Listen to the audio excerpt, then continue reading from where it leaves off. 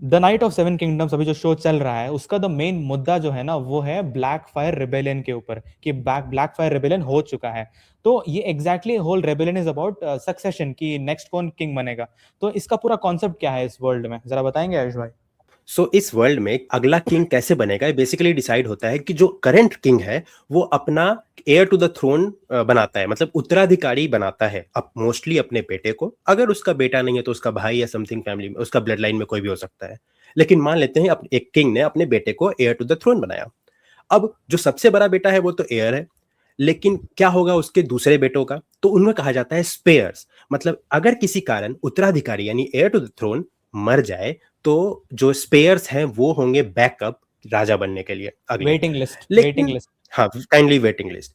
लेकिन उस blood line का, जिस ब्लड लाइन से राजा बिलोंग करता है, उस ब्लड लाइन का कोई भी मेंबर, चाहे उसका भाई हो, उसका चाचा हो, उसका भतीजा हो, कोई भी इंसान अपने, अगर उसके पास कैपेबिलिटी है तो वो थ्रोन को पे चैलेंज कर सकता है, क्लेम कर सकता है। तो उन्हें कहा जाता है क्लेमेनेंट। जैसा कि हमने ब्लैक फायर रेबेलियन में हम ये जानते हैं कि बहुत सारे क्लेमेनेंट हो गए थे, इसके कारण वॉर हुआ at the end.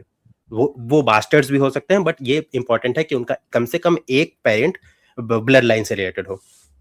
Basically black panther में जैसे वो चैलेंज करते हैं कि थ्रोन के लिए चैलेंज यस। करता है वैसे। ओके, तो अगर ऐसे आपको कोई और क्वेश्चंस हैं तो प्लीज कमेंट में लिखते जाना। हाँ, और हर वीक मंडे को आता है नाइट ऑफ सेवन किंगडम्स का नया एपिसोड। उस एपिसोड के बाद हम लोगों का डिस्कशन इसी चैनल पे आपको मिल जाएगा। तो सब्सक्राइब करके रख लो नए नए एपिसोड्स के लिए। पुराने देखने के लिए प्लेलिस्ट ढूंढ लो नीचे।